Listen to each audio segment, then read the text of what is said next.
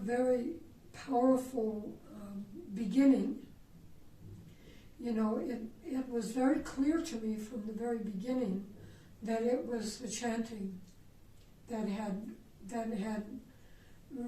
rescued my mind from the abyss of ignorance, because really the madness is the mode of ignorance.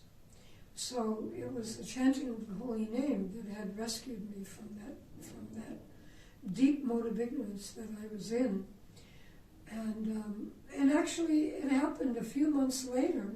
I think it was about five or 6 months later, I began to have a difficult time again. And I remembered, no, I just have to chant. And at that time, I remember practically stopping what I was doing and just chanting for a couple of days, nearly all the time. And very quickly, my mind became steady again. Mm-hmm. And so... You were able to function again. More than function, I was able to be a devotee. I was able to continue my service. I was blissful. And you know, over the years, my Krishna consciousness has not always been so perfect. But you know, it all always comes down to the basic of chanting the holy name. It actually happened in 1998.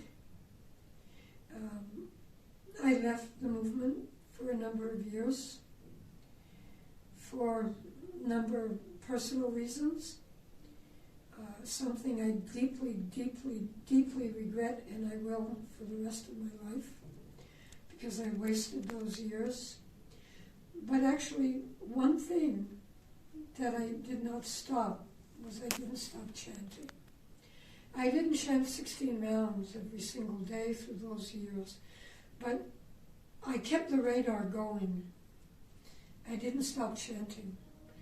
And I kept Srila Prabhupada's books. I never got rid of Srila Prabhupada's books. I could have. At one point, I could have. I was thinking, but no, it was Krishna. It was Krishna in my heart saying, no, keep them. And so, again, you know, the radar was on, just like, you know, we hear about a plane crash, right? And the plane may dive into the middle of the ocean, or it may smash to smithereens on the side of a mountain, but they can find it because there's this, what do they call it, a black box? The black box, right. And that continues to send the signals. So as long as we're chanting, even though our devotional service may not be perfect, we may think we're in so much Maya that it's not even worth chanting, but that's not true.